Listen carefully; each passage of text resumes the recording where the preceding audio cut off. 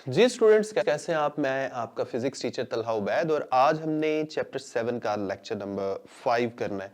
Lecture 5 में हमने same वही टॉपिक चल रहा है जो हम simple harmonic motion and uniform circular motion वाला कर रहे थे, जिसमें आपको ये डायग्राम याद आ रही होगी। लास्ट लेक्चर में हमने इस वाइब्रेटिंग प्रोजेक्शन एन का इंस्टेंटेनियस वेलोसिटी के लिए फॉर्मूला बनाया था। आज हमने इसी प्रोजेक्शन एन का इंस्टेंटेनियस एक्सेलरेशन का फॉर्मूला बनाना है, लेकिन ये acceleration in terms of omega होना चाहिए, यानी एंगुलर फ्रीक्वेंसी की शक्ल में।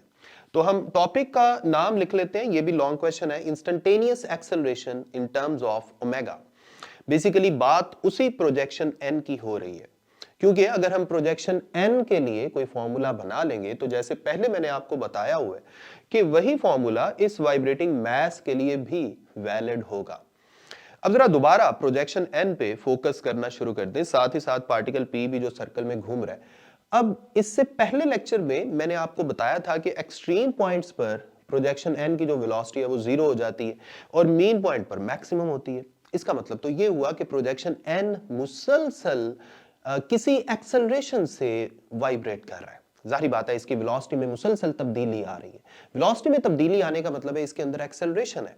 सो इसके अंदर जो एक्सेलरेशन है उसका ताल्लुक भी पार्टिकल पी के एक्सेलरेशन के साथ होगा। अब पार्टिकल पी के अंदर जो एक्सेलरेशन है वो क्या है? देखिए, ये बात हम जानते हैं कि particle P uniform circular motion में घूम रहा है। जब भी कोई बॉडी यूनिफॉर्म सर्कुलर मोशन में घूम रहा हो तो उसके अंदर कम से कम एक एक्सेलरेशन तो जरूर होता है, और वो है सेंट्रीपिटल एक्सेलरेशन। तो यहां पार्टिकल पी के पास भी सेंट्रीपिटल एक्सेलरेशन है, जिसकी direction towards the centre of circle है, और ये मुसलसल ये एक्सेलरेशन रहेगा, और इसकी डायरेक्शन क्या होगी? Towards the centre of circle. जैसे हम पार्टिकल पी को घूमते घूमते यहां पे रोक देते हैं, यहां पे इसका पॉजिटिव एक्स एक्सिस से कोई ना कोई एंगल थीटा बन रहा है, जैसे पिछली डायग्राम्स में मैं आपको बता चुका हूं। इसी तरह सिमिलरली एन से लेके पी तक जो एंगल है वो भी एन पी और ओ पी के दरमियान जो एंगल है वो भी थीटा बन रहा है। ये सिंपल वही वाली सारी डिस्कशन है। ओ से लेकर पी तक का डिस्टेंस जो है वो एक्स नॉट के इक्वल है। लेकिन अगर मैं यहां पर सेंट्रीपिटल एक्सेलरेशन की बात करूं तो उसकी डायरेक्शन P से O की तरफ होगी, और ये एक वेक्टर क्वांटिटी है। इस सेंट्रीपिटल एक्सेलरेशन को सामने मैं बॉक्स में लिख भी देता हूं, AC is equal to R omega square. ये हमने चैप्टर 5 में पढ़ा हुआ है in terms of angular velocity. लेकिन चूंकि यहां पर पार्टिकल पी की बात हो रही है तो पार्टिकल पी का जो सेंट्रीपिटल एक्सेलरेशन है उसे मैं ए पी से जाहिर कर देता हूं। तो ए पी किसके इक्वल आ जाएगा? आर की जगह, यानी रेडियस ऑफ सर्कल की जगह एक्स नॉट हो जाएगा, एक्स नॉट ओमेगा स्क्वायर। तो आपके पास ए पी किसके इक्वल आ गया? एक्स नॉट ओमेगा स्क्वायर के। अब ये जो ए पी है ये मैं डायग्राम में भी शो कर देता हूं, जिसकी डायरेक्शन किस तरफ है? पी से ओ की तरफ। अब जरा गौर से सोचें, ये जो ए पी वेक्टर है इसका हेड जो है वो कहां पर है? पॉइंट ओ पर। और ये एपी वेक्टर एनपी यानी हॉरिजॉन्टल लाइन के साथ थीटा एंगल बना रहा है। तो मैं ऐसा करता हूं, मैं एपी को रेक्टेंगुलर कंपोनेंट्स में रिजॉल्व कर लेता हूं। बड़ी आसानी से हम कर सकते हैं, बिल्कुल पिछले लेक्चर की तरह। एनपी को एक्स एक्सिस लेना है, इसको थोड़ा सा एक्सटेंड कर देते हैं इस तरफ और उस तरफ डॉटेड लाइन से। अब एपी के हेड से सीधा परपेंडिकुलर ड्रॉ करें एनपी यानी एक्स एक्सिस के ऊपर। वहां पर अब ए पी का जो टेल है यानी पॉइंट पी, यहां से लेके उस पॉइंट तक यानी पॉइंट एन तक ए पी का हॉरिजॉन्टल कंपोनेंट आएगा। इसी तरह उस पॉइंट एन से लेके नीचे पॉइंट ओ तक इस ए पी वेक्टर का यानी इस एक्सेलरेशन का वर्टिकल कंपोनेंट आएगा, क्योंकि हम जानते हैं एंगल थीटा के सामने हमेशा वर्टिकल कंपोनेंट होता है। अब वर्टिकल कंपोनेंट जिसे मैं ए पी वाई भी कह सकता हूं, यह है नीचे की तरफ, और हॉरिजॉन्टल कंपोनेंट जिसे मैं APX भी कह सकता हूं, ये उस तरफ है हॉरिजॉन्टल। अब सिंपल सी बात है, पार्टिकल जो प्रोजेक्शन एन है ये तो y एक्सिस के अलोंग वाइब्रेट कर रहा है, तो जाहिर बात है इसके अंदर जो एक्सेलरेशन है उसमें AP के हॉरिजॉन्टल कंपोनेंट यानी ये वाला जो कंपोनेंट है इसका तो कोई हाथ नहीं है। AP के वर्टिकल कंपोनेंट की वजह से ही इस प्रोजेक्शन एन के अंदर एक्सेलरेशन पैदा हो रहा है। इसका मतलब है हम कह सकते हैं acceleration of projection n is equal to, अगर मैं इस एक्सेलरेशन को a से जाहिर करूं तो ये किसके इक्वल है? ये ए पी वाई के इक्वल है, यानी ए पी के वर्टिकल कंपोनेंट के इक्वल है। अब ए पी वाई को जरा ओपन करके लिख दें, किसके इक्वल आएगा, A P sine of angle. यहां पर एंगल थीटा ही है, इसलिए यहां पर सीधा सीधा हम थीटा ही लिखेंगे। अब ए पी की जगह क्या लिख सकते हैं, जैसे अभी मैंने बॉक्स में थोड़ी देर पहले आपको बताया था, ए पी की जगह एक्स नॉट ओमेगा आ गया, तो एक्स नॉट ओमेगा स्क्वायर आ गया, और साइन थीटा की जगह क्या लिखेंगे, जरा सोचें। एक बात आपको बता दूं, यहां पर ये जो ट्रायंगल आप देख रहे हैं, इस ट्रायंगल में, ट्रायंगल का नाम मैं आपको बोल के बता देता हूं, ओ एन पी। इस ट्रायंगल में कुछ आपको एरोज भी नजर आ रहे हैं, कुछ वेक्टर्स भी नजर आ रहे हैं, जैसे ए पी वेक्टर है पी से ओ की तरफ। इसी तरह इस ट्रायंगल में आपको एक वेक्टर ए पी का वर्टिकल कंपोनेंट नजर आ रहा है जो एन से ओ की तरफ है। लेकिन याद रखें, जब हम ट्रायंगल को सॉल्व करते हैं तो उस ट्रायंगल की सिर्फ साइड्स की लंबाई ली जाती है, मैग्नीट्यूड ली जाती है। मैं ऐसा करता हूं, इसी ट्रायंगल की एक कॉपी एरोज के बगैर सामने अलग से आपको दिखा देता हूं। अब इसमें आप देखें, जो वर्टिकल लाइन आपको नजर आ रही है ओ से लेकर एन तक, ये एक्चुअली डिस्प्लेसमेंट की मैग्नीट्यूड है, सही है, यानी O और N तक का डिस्टेंस है। इसे हमने लास्ट लेक्चर से किससे जाहिर किया हुआ है, X से। इसी तरह O से लेकर P तक का जो डिस्टेंस है, जो रेडियस ऑफ सर्कल था, इसे हमने x नॉट से जाहिर किया हुआ है।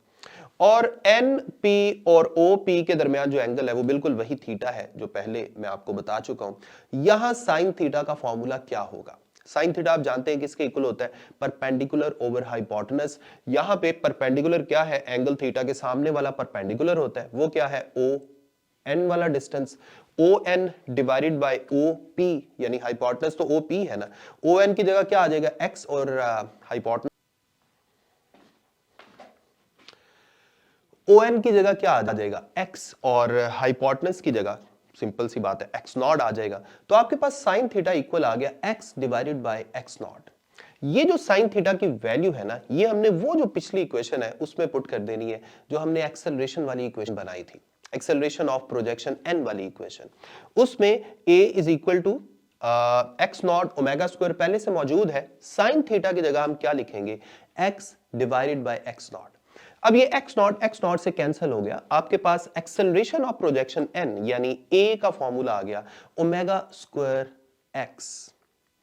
अब ये फॉर्मूला फिलहाल मैग्नीट्यूड की शक्ल में लिखा हुआ है। अब मैं इस फॉर्मूला को अगले स्टेप में वेक्टर की शक्ल में लिखने जा रहा हूं, लेकिन उसके लिए आपने मेन जो डायग्राम है उसको गौर से देखना है। मैंने आपको इससे पिछले लेक्चर्स में बताया था कि डिस्प्लेसमेंट की डायरेक्शन याद रखें, हमेशा मीन पॉइंट से अवे होती है।